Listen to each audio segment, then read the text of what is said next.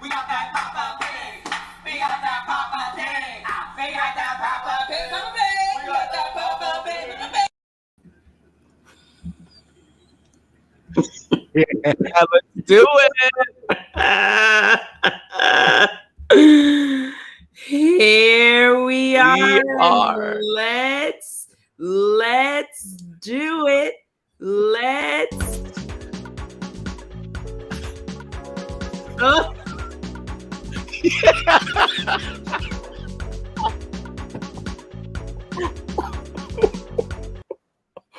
What happened? Here we go. We got that Poppa Pig. We got that Poppa Pig. We got that Poppa Pig. Greetings, welcome to the PoppaDrank podcast. I am Jaylee Clark Owens, and this is my friend and my co-host, Justin Jane. There's a lot of gray in the world. We think it needs a little more pank. A Poppa Pank. We are Philly-based, multi-hyphenated, and award-winning actors seeking on all things arts and culture in this joy-forward and ever-playful variety podcast. You are listening to our theme song composed by Jordan McCree, member of the band Ill Dukes. We welcome you, Pank Poppas, both old and new. Please rate us 5 stars on Apple Podcasts, Stitcher, or wherever you get your podcasts. We appreciate y'all. And with that, we better go on and get it started. Yay! 60! I know, that was really exciting. What an interesting, we're figuring out some new things this season on the podcast.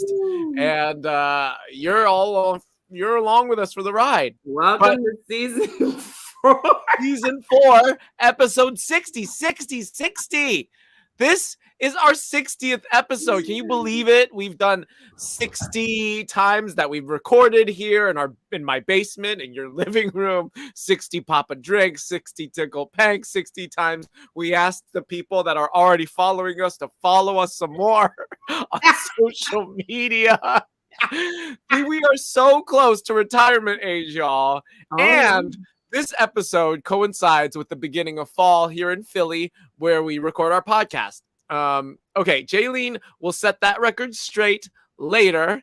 Hey, Mama Pat, congratulations on turning us 60. Thank you. But yes, I know we're not in fall, but I like to believe we are. Jaylene will set that straight. That's right. And because the theater season across the country begins with the fall and ends with the spring, this is kind of like a New Year's for us theater artists. And we wanted to honor that with making this a special theater-related episode. And if that's not enough to get you dancing in the street, hey, Tracy, get us dancing in the street. It is also our season premiere of a new year on Poppa Pank. This is season 4. Can you believe it? 4 seasons, and they're all coming at you right now. Ooh, as he's frozen. Diamond Pankversary. Woo! Well, we have been having such a great time here on Poppa Pank for these 60 episodes. I can't believe we are in season 4. Yes, we are back for another round with you all because we love you so very much. And we just have a great time with you. We really had a great time last episode as well when we debuted our Poppa Round Town at Ocean City, New Jersey. So if you missed that, please go back and look at that one. I encourage you, if you're listening to us on the podcast, for that one, go ahead and swim your way over to the video version on YouTube or Facebook because you have got to see us at the beach. We get in the water. We have some lobster rolls. We're really producing our own little travel channel type show. And it's really good, if I must say so myself. So make sure if you miss it, check it out and please share it. Who knows? Maybe the travel channel might see it and say, you know what? We need those too. And then we'll have our own Poppa Pank travel show. We'll see. We're just waiting around to be discovered, to be plucked out of the blue. And you know what else I'm going to pluck out of the blue? What? A PoppaDrank. Oh. Get your glass so we can clank. It's top of that. PoppaDrank. PoppaDrank. PoppaDrank. PoppaDrank. PoppaDrank. And cheers. And cheers. Arriba, abajo, a centro, pa dentro, jingle masacada, mabuhay, wello. Okay, Pank Poppas, what are you drinking out there tonight?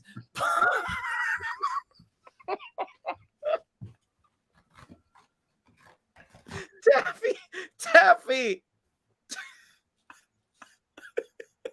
Old Taffy face is at it again. Okay. For those of you listening while you're doing the dishes or going about your day in the studio, Jaylene just on season 4 premiere, she has forgotten how to use her mouth to drink drinks, and it just splattered all over her face. So we're dealing with that. Oh no. Tracy may be able to edit that out. Oh boy. Okay. Back to what we were asking, Pank Poppas. What are you drinking tonight with us, and why? I'm curious why you're drinking that. Let us know in the chat. And while you're letting us know, Jaylene, what did you splatter all over your face? So what happened was that. So what I'm drinking today, I have these little tiny bottles. You know how you get the little airport mini, yes, the airport size. And what it is a Blue Chair Bay mango rum cream. Okay. But the problem is that because it's so small, I went and put 2 things of ice, but there's barely anything in here. So when I went to drink the ice, you know, it overwhelmed me, and it your ice to airplane bottle liquor was off. And now I did add in just a tiny bit of Bailey strawberries and cream to keep with the cream theme. So it's like a strawberry mango rum cream, but there's just not much in here. So there's more ice than liquid. And that is why I spilled the drink on my face. More cream on your face. Why are you drinking this? Why are you drinking this tonight? I'm drinking this because I went to a party, a little festivity, and there was a piñata that was broken. And inside the piñata, there were the little liquor bottles. Oh, that's fun. This is one of my my little treats. I've always wanted to do that. I have friends, or not friends, I have neighbors that do that. They put cash and liquor bottles in a piñata. Ooh, cash! Wow. They bust it open, and a bunch of drunk adults behaving like children. I think I'm all for that. That sounds amazing. I mean, I think that, I'm drinking that. Some of our Pank Poppas, let's see, what do we have? Paul is drinking some gin and juice. Mama Pat is drinking some Stella Rosé Black on ice. That is very fancy. And Paul says, yes, getting sloppy. Yes. I was getting sloppy. Literally my first sip of the drink. What are you having, Justin? Well, I'm getting sloppy with a Manhattan with some bourbon. Now, I chose bourbon because whiskey is like a fall drink to me. It's warm, it's buttery. Like brown liquors are like match the season, the colors outside. But this is also a very popular, theater dressing room drink amongst actors. After the show, you say hi to people, then you go back and have a drink, or have your drink and go say hi. So this gets me in the mood for the year. This is 2 stars from 1792 Barton Distillery. It's a Kentucky straight whiskey, and it's very delicious. So hopefully you'll only see it in my hand and not in my face. Well, you're having whiskey, and Mama Jane is having some Chardonnay. So on brand, Mom. So that brings us to Pank News.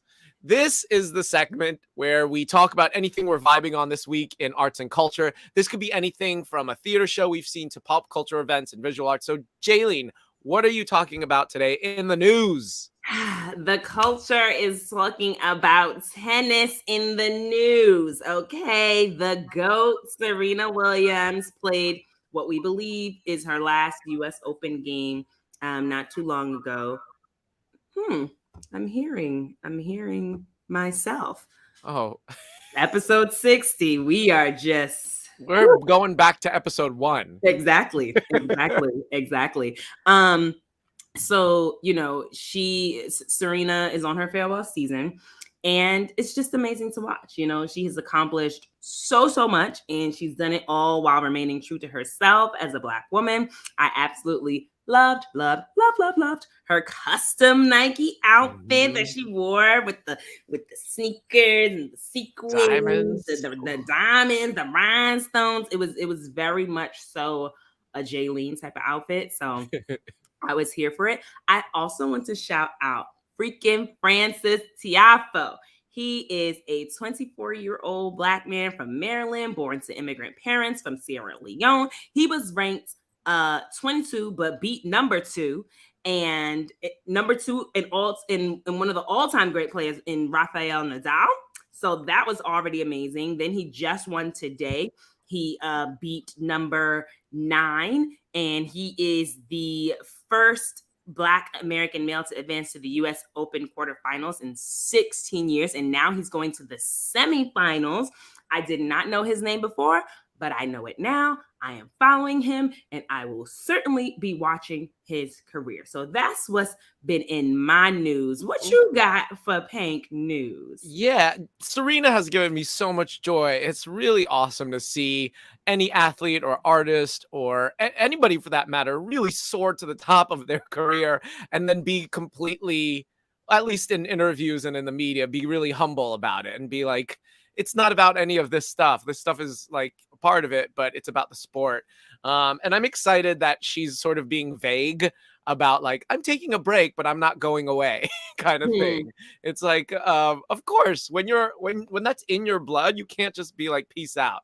But the thing that I want to cite today's episode is because we're at the beginning of a new theater season. Broadway has announced their season, and this is not news, but they did announce like the things that are definitely happening, and then the things that are in the works but don't have dates yet, and then things that are like maybe coming to Broadway. I'm only going to focus on the things that have productions that are coming up. And a lot of these are actually already in production or rehearsals now. And some of our friends from Philly or elsewhere are in some of these. So it's a long list. Bear with me, but you may hear something on that list where you're like, I didn't know that's playing on Broadway. I got to make it a point to see that.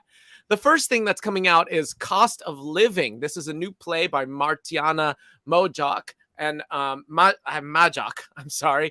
And I'm really excited about this play. It is like sort of looking at disability and ableism and relationships and how all of these things can intersect with the various people that the various characters in this world. The next one is Leopoldstadt. That's a Tom Stoppard play that's coming. 1776, a new revival of the musical. Death of a Salesman is coming back. That's actually one of my favorite Arthur Miller plays, and that you can do so many different things with that. It's a star-studded cast: Wendell Pierce, Sharon Clark, Andre DeShield, Chris Davis. So there's a lot of really awesome names and some unconventional casting that has me really excited about that. The Piano Lesson is coming. That is one of my favorite August Wilson plays. Have you seen The Piano Lesson? Did you do it? No, I was just imitating you because you froze.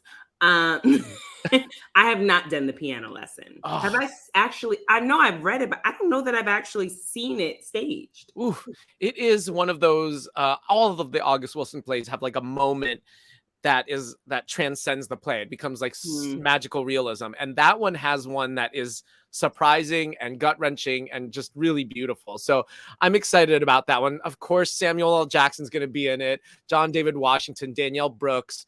Top Dog Underdog is coming back to Broadway. This is a Susan Laurie Parks from the early 2000s, and that was big when I went to college, so it's like kind of weird to see it back. But there's actually a lot of things. It's a 20th anniversary production that speak to now from that play, which is both sad and not surprising. Almost Famous, based on the movie, is a Broadway musical coming. Kimberly Akimbo is a musical that's coming. K-pop. I'm going to talk about K-pop later because that one is one I have to go to New York to see. Yes. Walking with Ghosts is a solo piece by Gabrielle Byrne. And Juliet is a new musical that's based, it's from the creators of Schitt's Creek, and it's like what would happen if Juliet never killed herself at the end of the play. And so it's a comedy musical. Who knows? Some Like It Hot, based on that old film. That's coming. A Beautiful Noise, the Neil Diamond musical. I'm not a big fan of the biopic musicals, but you saw the Michael Jackson one, and you said it was good. So just a couple more. Ain't No Mo is comedy that's coming. Ohio State Murders. Audra McDonald's going to be in that, so that should be exciting. The Collaboration is a play that's also coming. Camelot is coming to Broadway. That old chestnut. Summer 1976 is the last one that's definitely happening in April. Then there's a whole list of Broadway shows that have been announced for next season, but without a confirmed venue or date. And the sad thing is, with some of those plays and musicals, Broadway producers have been like, we want it, but it still has to audition a little bit. And then it might get cut, or it might happen next season. So of those, there's one that I'm really excited about, and I'll talk about it later. That's what's in my news, as well as some local Philly theater news. There are new artistic directors over at Philadelphia Theater Company. Tabai Magar, I could be butchering that name, I'm so sorry, and Tyler Dobrowski, both New York transplants. Big plans for Philly, big plans for getting us on the national scale, and I'm excited to get to know them around town, as well as at the Wilma Theater, where we're company members. Morgan Green has stepped up to bat as the rotating artistic cohort. And then there's also, a bunch of previously announced new leadership at Playpen, at Philadelphia Artists Collective, at Azuka, and at People's Light. So there's a bunch of new voices and many new people in the mix in Philadelphia. I'm very excited about this. Yes, well, all these new voices and all these changes and these new shows, it's bringing me so much joy, which brings us to our next segment, Tickled Pank. Now, Tickled Pank is usually where we talk about something that's recently been giving us joy, and it's a bit of a catch up for Justin and I. So, Justin, since you just shared all of those wonderful things, I'm going to go first and tell you what has me tickled pink. Yes, please do. So, this past weekend, this past weekend, I went on a little trip upstate for a little bachelorette party. And on my way back from said party, I stopped at a place called Alleyway Ice Cream in a town called Socrates, I think. I had never heard of this place. Have you heard of Socrates? No, I've heard of Socrates, the philosopher. I'm not saying Socrates. Hey, Poppas, have y'all heard of Socrates? I could be also pronouncing it incorrectly, but I think I'm pronouncing it right. I didn't write down how you spell it. Saugerties. Yes, that Sugar ties. It is a cute little town. It's giving college town. It's giving a little Ithaca. It's giving like a cute little town. And we went there to Alleyway Ice Cream. Y'all, they had a flavor called Thai tea cookies and cream. Those are three different things. I tell you, Thai tea, cookies, and cream. Well, cookies and cream is one thing. Yeah, I know. And Thai tea is one thing. But let me tell you something. I love Thai iced tea. Okay, when I go to a Thai restaurant, if the Thai iced tea is banging, it's a good time. This ice cream tasted exactly like a delicious Thai iced tea. And then on top of that, you add in cookies and cream. I also enjoy cookies and cream. I would never think that the two would go together, but boy, baby, did they go together. They go together now. They are married. They are one. And they had a marriage in my body because it was very good. And I was very amazed. They also had a cinnamon toast crunch flavor. Oh, that was also really good. But the Thai tea cookies and cream was my favorite. And it's now in my top 5 ice creams of all time. Wait, but Jaylene, was there a peanut butter flavor? For moi, c'est moi. You know what? You didn't even look up. You know what? I don't think so. I Okay. don't think there was. I'll get back to you in a second, but I don't think there was. Okay. Well, next time you go to Sugar Ties, I'll go with you, and we'll both see together. Yeah. When you But Justin, they didn't have peanut butter, but they did have dairy Ube Heath Bar Crunch ice cream. Ube Heath Bar Crunch. Okay, Mhm. ube is the purple yam that is Filipino, my people's delicious ice cream. Okay, Ube Heath Bar Crunch. Did you try it? I didn't. I was very. Okay. I had already tried 2 other flavors plus the 2 that I got, so I was like, let me chill. That never stopped you before. I know. Once I tasted the Thai tea, the game was over. All bets You were just off. fell flat on the ground on your back. Yeah, exactly. Well, the thing I'm vibing on this week is I saw Into the Woods on Broadway with Pank Poppa Paul, who also wanted to just cite out. He wanted to do the classic Pank quote, "They had a marriage in my body." I think that should be on. There's been many T-shirt slogans that have come through this podcast, and that is going up to the top. But I got to see Sarah Bareilles on Broadway, and I really thank Pank Poppa Paul for making me go there. He didn't make me. I really wanted to see it. But I was like really floored by how strong an actor she and many of the cast members were. It's really easy to do a good musical. You can have a good voice and be a charismatic performer. But to be an actor and act a song is a completely different thing.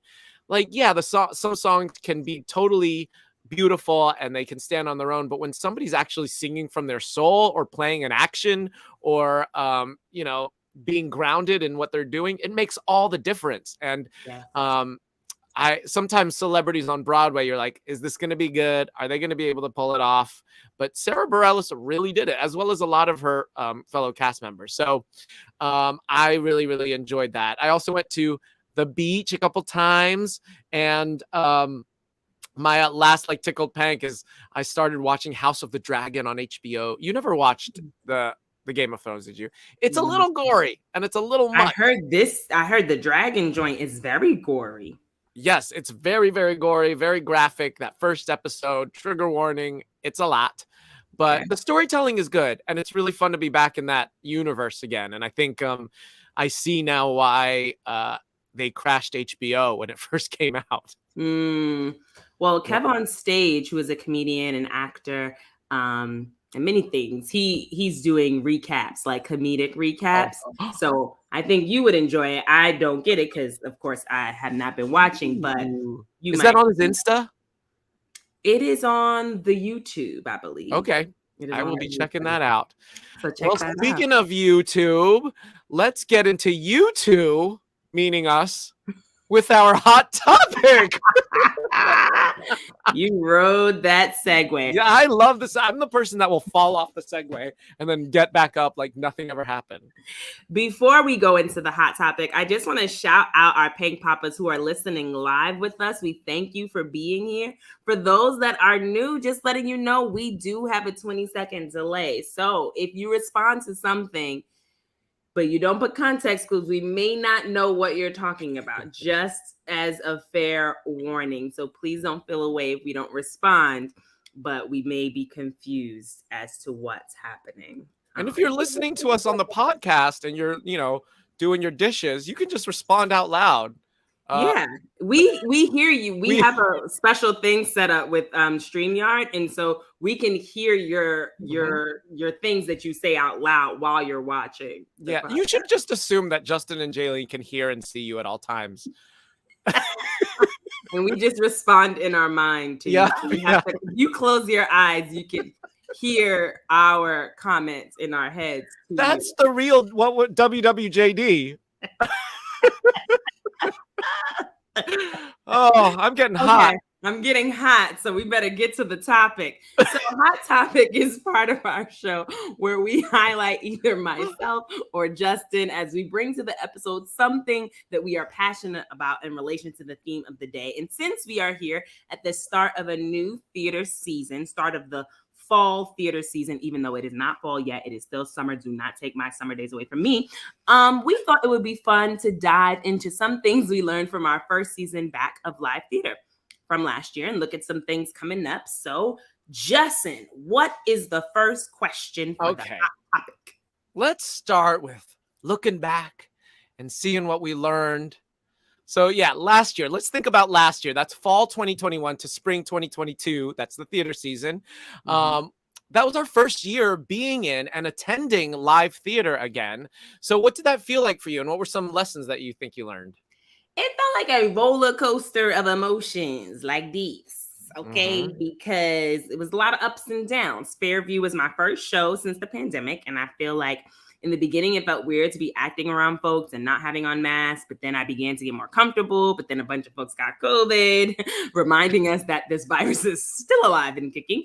I also learned that doing theater in a pandemic just comes with risks, and no matter how hard you try or don't try, you can get COVID. So even if you're really safe, you can still get COVID. I had to learn how not to blame myself and how to not feel super guilty, but it was definitely hard when I got COVID during Fairview, forcing them to cancel some of the shows and forcing my understudy to go on with her script. So I was feeling very bad, but that is the reality of doing live theater in a panorama. Yeah, and what's so interesting is like that's still happening. That happens and to fringe shows, that happens to Broadway shows, that happens to ABC family TV shows that you're watching.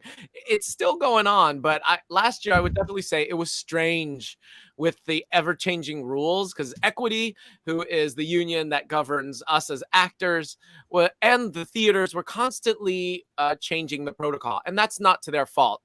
Everybody was changing that. Yes, and Mama Pat is saying exactly. This is our theater reality now. And we had COVID officers for our shows, which is like a new position in a lot of workplaces where you have somebody literally there to test people, to make sure everybody's being safe. But sometimes that felt a little bit wonky or more of a formality.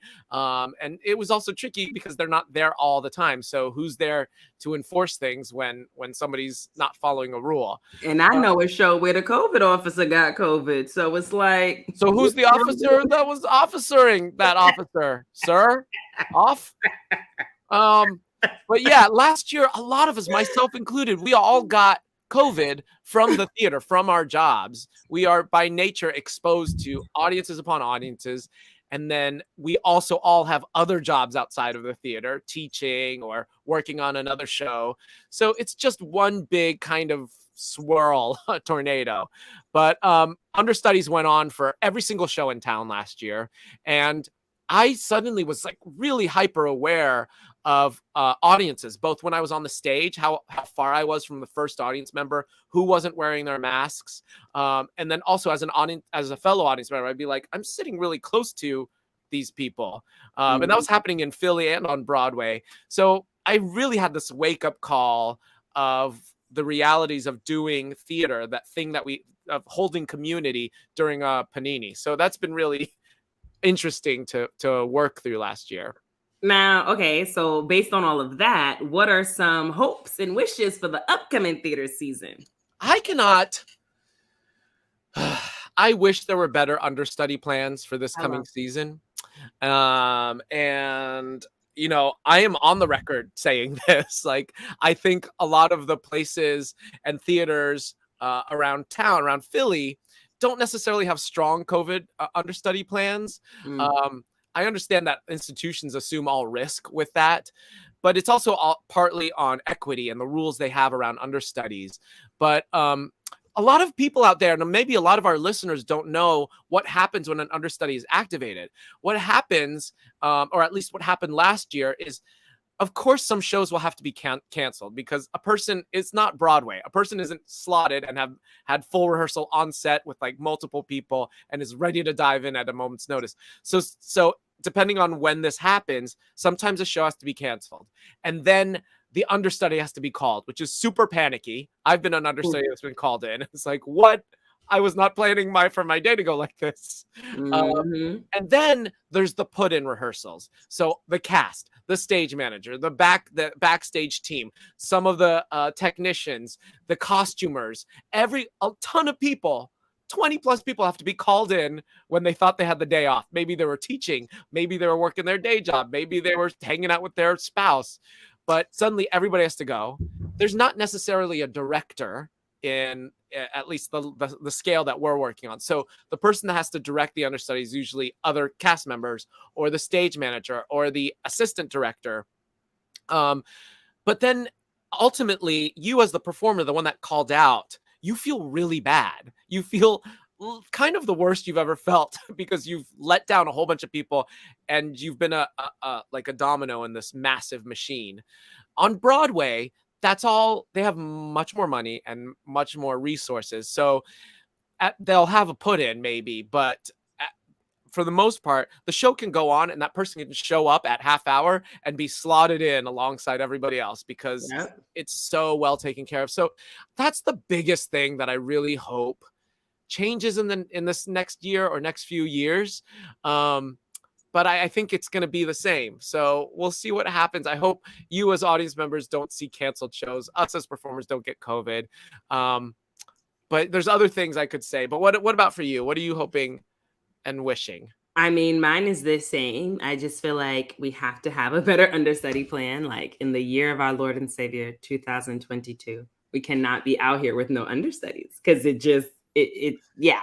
I also hope that we continue to have more virtual options for people who can't or don't feel comfortable or are not allowed to come to the theater. Like having more options for them to be able to see the show virtually, I think would be really great.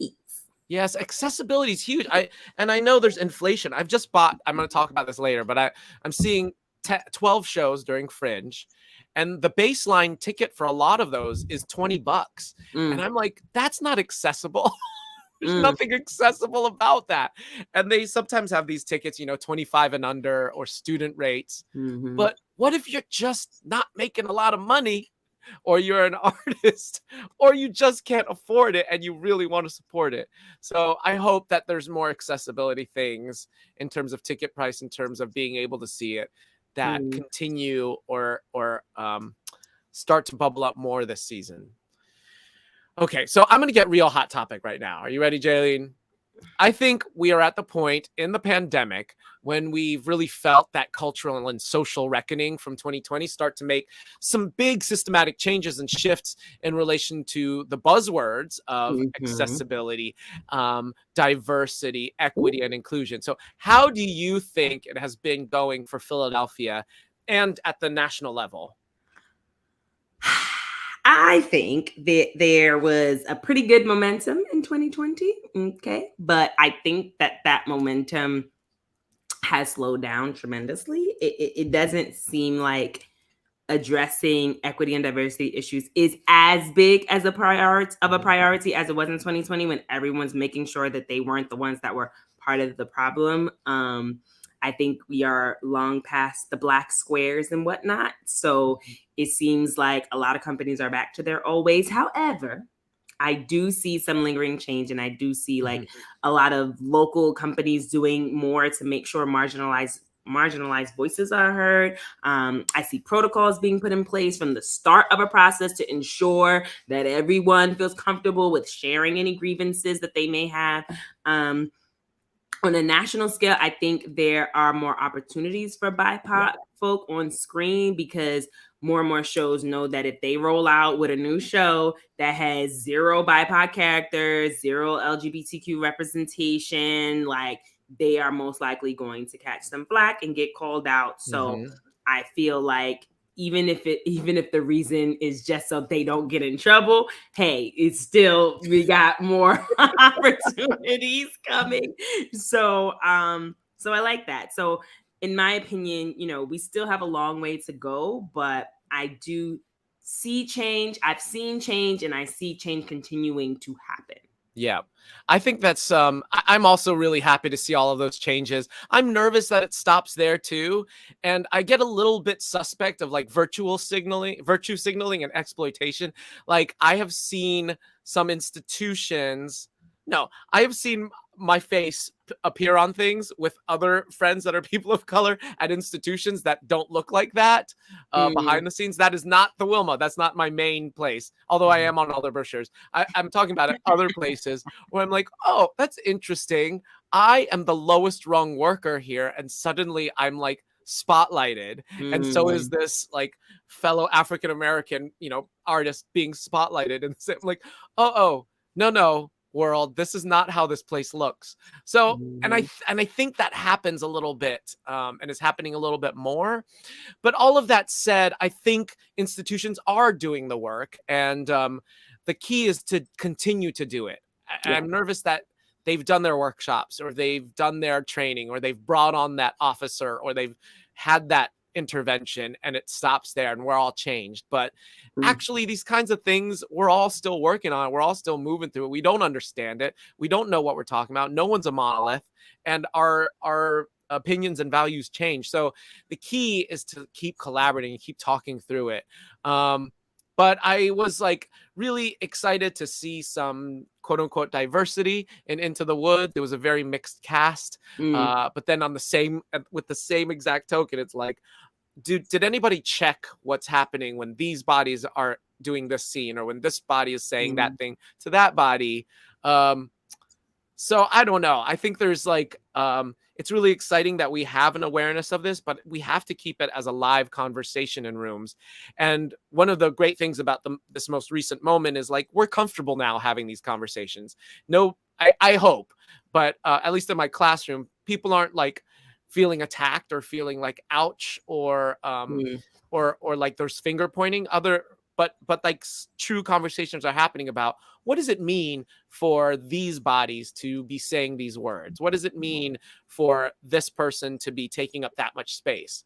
And I think that's really been one of the benefits. Okay. Well, so why don't we look forward and talk about, let's do 3 things that you are excited for in the upcoming theatrical season, either in Philly or outside of Philly. Okay, this is our preview moment. Listen, y'all, these are 3 things you have to see. Here we go.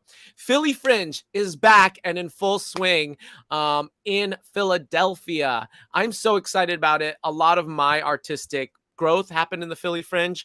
I'll talk about that more later. There's also the Cannonball Festival, which is happening.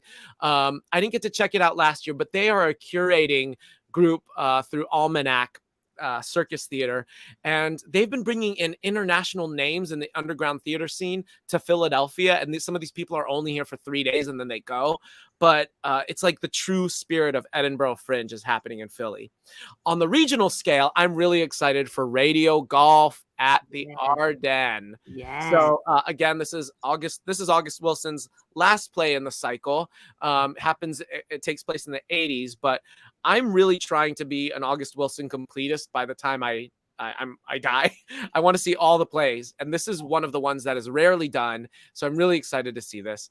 But the thing I'm most excited about on the New York scale, I know this is my 3rd one, K-pop on Broadway is opening November 20th. I have friends in this. It is a musical concert set inside the world of a K-pop record label. For those of you that don't know what K-pop is, that's Korean pop that usually features group bands. So not only boy bands or girl bands or mixed bands, but it's highly choreographed. Everybody's a personality, and I'm just so excited. I missed it the first time it happened, but now it's going to Broadway, and it isn't The King and I, and it isn't Miss Saigon, and I'm so excited about that. So what are 3 things for you? 1. 3 things for me. 1, so in Philly, I love that the Barrymore Awards are coming back for the current 2022 to 2023 season. So the ceremony should be sometime next fall, I am assuming. I am excited for my fellow theater folks to be recognized for their work. And I'm looking forward to hopefully helping to announce the next F. Otto Haas Award winner. They typically have the previous winner announce the current winner, which feels crazy that no one has won since 2019. Yep. But pandemic. So that's one. Two, in the TV world, I am excited for the return of Abbott Elementary on September 21st at 9 p.m. And also whenever Ted Lasso returns, though I don't think they have a release date yet. And my third thing is that I am excited for Goddess the musical. It was conceived by director Saheem Ali, who directed Fat Ham by James Imes at the Public, and also directed Kill Move Paradise at National Black Theater. And the book for this musical is by the playwright Jocelyn Bio, who wrote the African Mean Girls play. So I'm just very excited. It is a new musical set in Kenya with original music based in Afrobeats, R&B, and jazz. It is currently playing at the Berkeley Rep in California, and then it will play in DC at the Shakespeare Theater Company in May 2023. And then I hope it will go to Broadway. So those are my three things. And to just pop back to the second one I mentioned was Abbott Elementary, premiering on September 21st, otherwise known as Mama Pat's birthday. Remember the 21st night of September. That is when Mama Pat's birthday is, and that is when Abbott Elementary will return. Oh, what a glorious day we were gifted Mama Pat. That should be a national, international, an interplanetary holiday. So I think we have time for one more question here, Jaylene. So Okay. I'm going to go with getting personal here as we look forward. What do you have in the upcoming theatrical season 2022 to 2023 that you're excited about and that we will for sure hear about here on the podcast? The premiere of the feature film I did, The Can Father, which I'll talk about in a little bit. Hopefully the premiere of Albie's Elevator, which is the children's show that Justin and I did the pilot for. Late night, my performance at Late Night Snacks, which I'll talk about in a little bit.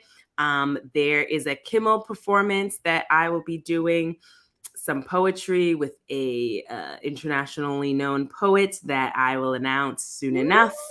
I have some poetry features, other poetry features in town that I will be doing. So, just stay tuned. I am all about that. For me, I have this in October, the Wilma workshop coming up for hopefully a production in the future. Albie's Elevator, my very first TV show to be shot with Jaylene. Hopefully we get to do some episodes together. In the Christmas time, I'll be doing the Panto over at People's Light, Alice in Wonderland. And then in 2023, I've got a bunch of projects. Kiss at the Wilma Theater, The Play That Goes Wrong at 1812 Productions, 12th Night at the Wilma Theater, and Other Orbits with Applied Mechanics. You will hear about all of these. Busy. BBB. Yeah. So, since we're talking about things that are coming up, I think that brings us to our next section, our next segment, which is called Pank Forecast. That was good, Justin. Yeah. So we're going to keep this going and let's zoom into some of these things that we just talked about. So Jaylene, you had mentioned some of these. Tell us about them. The Can Father. This is my first feature film that I did. I did a part called Agent Hops in The Can Father, which tells the story of the bottle versus the can. And by that, I mean the beer bottle versus the beer can. It is a comedy. I am very excited to see it. It is premiering at the Everett Theater in Middletown, Delaware, on Sunday, September 11th at 6 p.m. You can get tickets at everetttheater.com/classic-film/the-can father. Actually, I'm gonna just put it on my website, but you can, if you Google the Can Father and Everett Theater, it should come up. Everett is with 2 T's and theater is with the R-E. So that's coming up this Sunday. And then in October, I will be doing Late Night Snacks, which is it is a cabaret put on by the Bearded Ladies. So performances feature different artists every night, from opera singers to drag queens, cabaret stars to art clowns, and everything in between, all baked together and seasoned to perfection, blending the rich cultures of Philadelphia with entertainment like you've never sampled before. So I will be performing my spoken word poetry with the hip hop collective group Ill Dutes.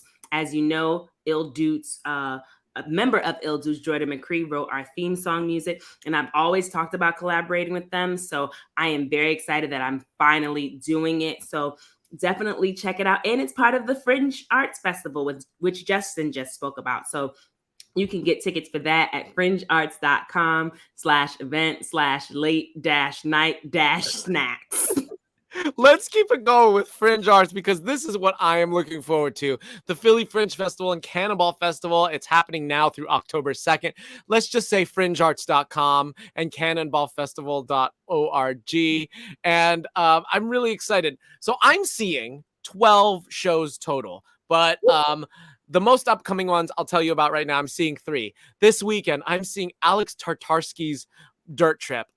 That's the one I'm the most excited about. Alex is a really bizarre performance artist clown. They went through the Pig Iron program, and now they are an international name.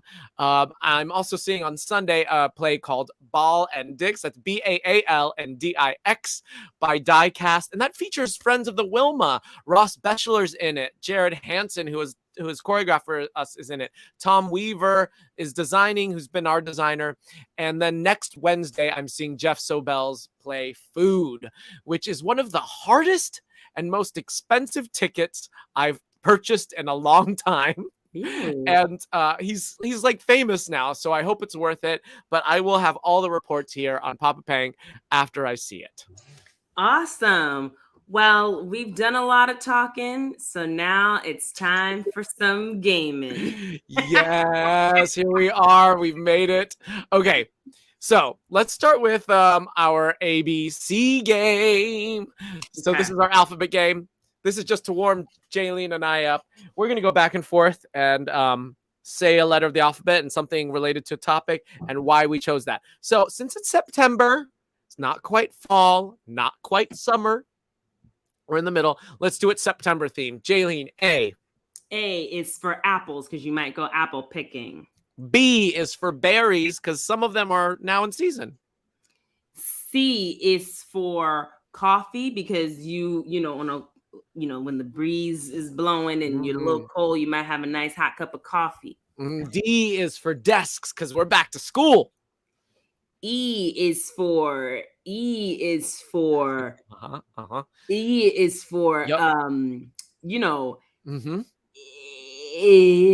The Pank Poppers. You can also help us in the comments. No. E is for everything bagel, because you have that in the fall. Good. Yeah, that feels right. F is for Fridays, because now we're like back at work and we can't wait till Friday. You're doing well. G is for good feelings, because that's what you might have in September as you see people who you've missed over the summer. H is for heat, because it's still surprisingly hot some days and then it's cold some days, but there have been a couple of hot September days so far. And I is for the opposite of that. It's for igloo, because sometimes you can get a really cold day in September as well. Okay, fine. I will accept it. J is for juice. This is a good juicing season, y'all. You're going to work, get that juice in you. K is for kaleidoscope, because it'll be a kaleidoscope of fall colors that you'll see. Yes, that's a good one. I approve. L is Labor Day. We just had it. M is for M is for money because you're going to start working again if you're an actor, hopefully. So you should be getting more money. Yes. N is for networks because the networks are starting their seasons, their television seasons. You're doing very well. Yes, I know. Oh, it's for because you just said that during the month of September. Okay, P is for PoppaDrank because it's a new season. Thank you. Season 4. P, LMNOP, Q. Q is for quiet because you might have a nice, quiet fall day looking at the leaves turn colors. Oh, yeah. And speaking of leaves, QR is for rustling, that little crunch, crunch, crunch under your feet. And then maybe you step in dog poop. Doesn't that suck? Ooh, that's terrible. I know. TS, are we at QRS? QRS. S is for stage manager because September is the month of Mama Pat. T is for theater because that's what this episode's about. You're doing really well. TSTU. U is for under because you probably going to want to be under the covers, all cozy on a nice fall evening. Okay. V is for victory because Serena Williams' accomplishments, that is a victory. W is for the win because Francis Tiafoe, he won. The X is for, wait, what did you say? UVWX, yeah. X is for xylophone because like Sebastian sings Under the Sea. That actually happened in September.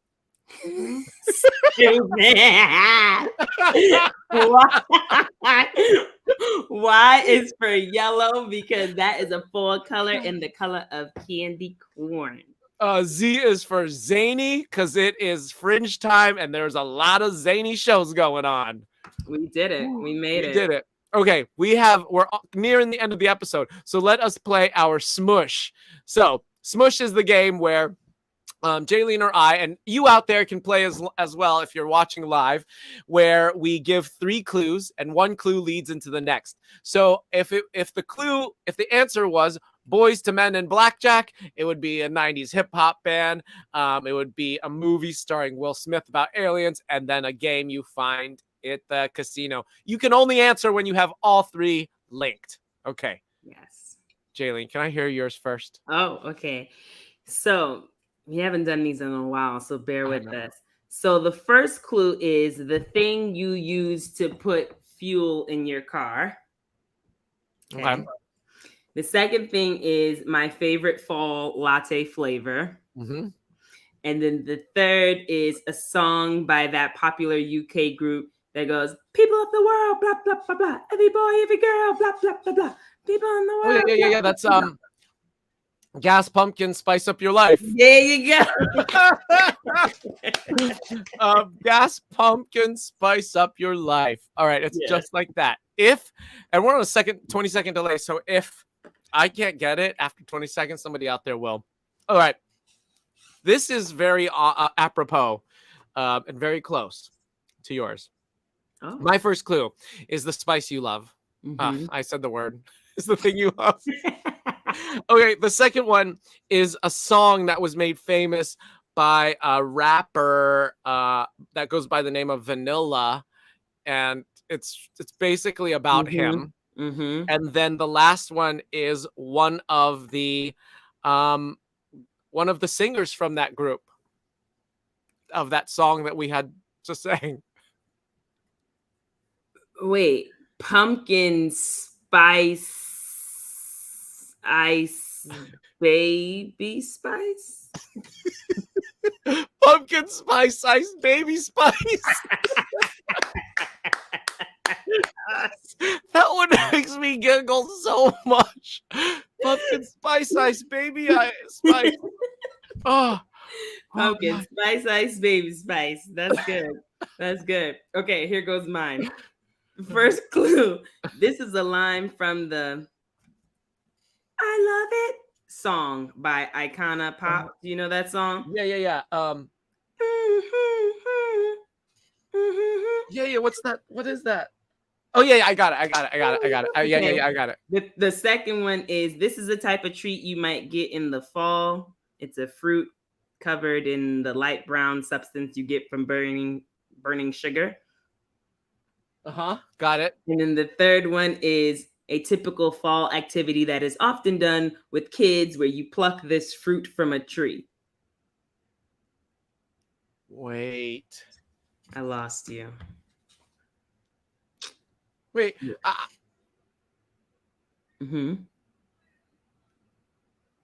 What's the second clue? It's a type of Oh, I don't Pank. caramel apple picking. You got it. That PoppaDrank, Paul. That So Pank Poppa quick. Paul. You can't get a word past him. You got to get I it don't quick. caramel apple picking. You Okay. got it. This is again, these are all fall themed, everybody. The first one is a show on HBO that was about women in a prison, in a women's prison. It was really famous. On HBO? On HBO. It was they're all in a prison. It's women in a prison.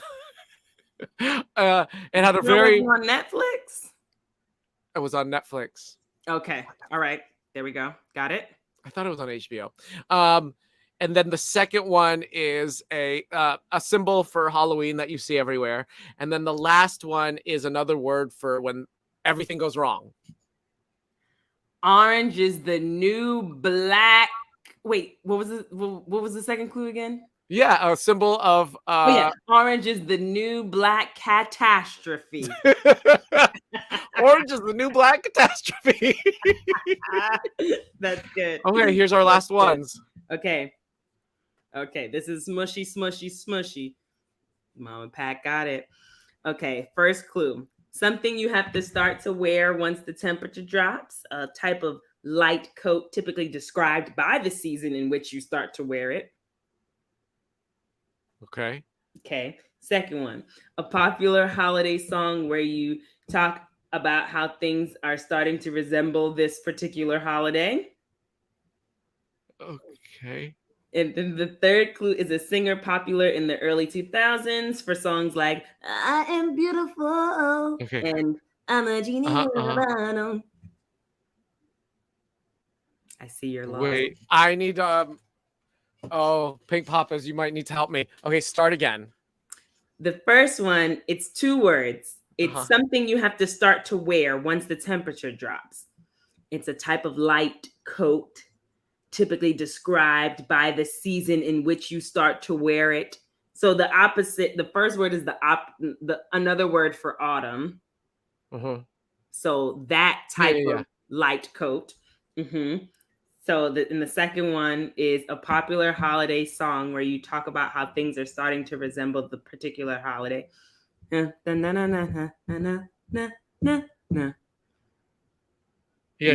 I sang. And the last one is a singer popular in the early 2000s. I think you know that one. I'm a genie in a bottle singer. It's very smushy. Did you get that second to third one? Whoa.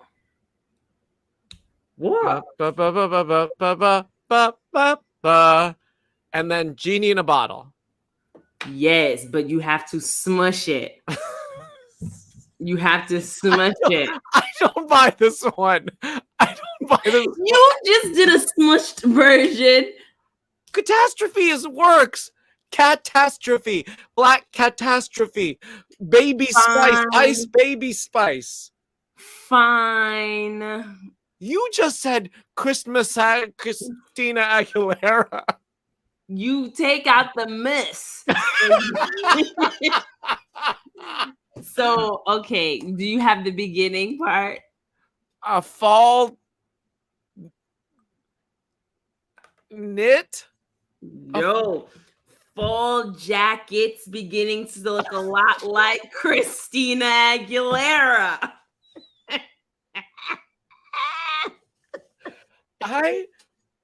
I need my Pank Poppas to weigh in on that one. Pank Poppas, did y'all see where I was going with it? We saw everyone. The whole universe saw where you were going. I understand that the Christmas. Look, you just got the ultimate. Just wow. Wow. Fine, Pink Poppas. Fine. Okay. My last one. Here we go. The first one is the adjective you use to say something is for the fall. The second one is the romantic leading couple from The Lion King.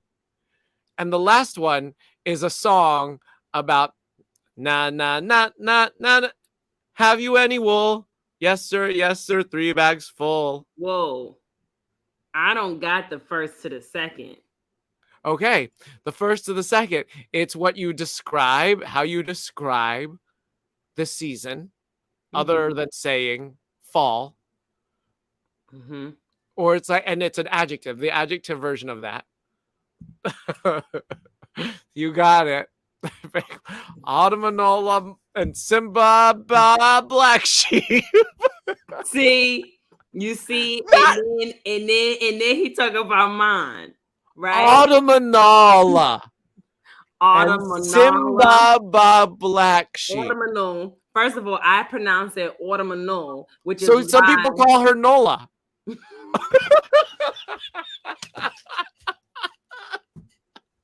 Which is why that one did not work. I see. Very much. Okay, we both had 2 bad ones on the last one. We are at the end of the episode. Yes, we When are. is our next one? Thursday, September 22nd at 9 p.m. Thursday, Pang Poppas. Thursday, not Wednesday. Thursday. Oh, okay. It's freestyle. Let's make this one quick because we are keeping everyone awake. Okay. Let me give me one. Your theme is autumnal. Okay, autumnal. The leaves are falling. The ground is thawing. We're trying to go to school. We have to sleep. We have to sweep because that's how you're cool. Ooh, he did a AAB. Yeah. AAB. Yeah. That's difficult. What's mine? Okay, yours is summer because you're still dreaming. Yep. They trying to push you out, but summer ain't over. If you come with that fall mess, I'll hit you with a boulder because it's still hot and I'm loving it. So don't come talking that it is fall. Beep. Yeah. That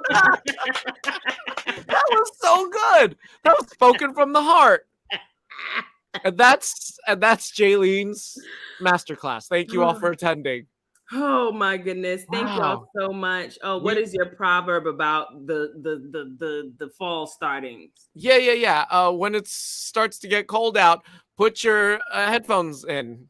Yep. When it starts to get cold out, put your headphones in. Truer words have never been said. Thank you for that, JJ proverb. Thank you all for coming. We really appreciate it. Who are we thanking? So helpful. Please, if you can donate to us, any support helps. But also, we have a bunch of PoppaDrank. That's all down there. That's Cash App, PayPal, all of those. But we have a bunch of thanks to give. Jordan McCree, who wrote our music. Tracy A. Cassius, our studio editor, and all of our past guests. And you, our followers, our Pank Poppas. And thank you for anybody that's tuning in for the first time right now. Please plug us on social media. Subscribe to us on YouTube, Facebook, and Instagram. That's it. That's all she wrote. Ooh, hold on. Ooh, okay. Here we go. Okay. Bye.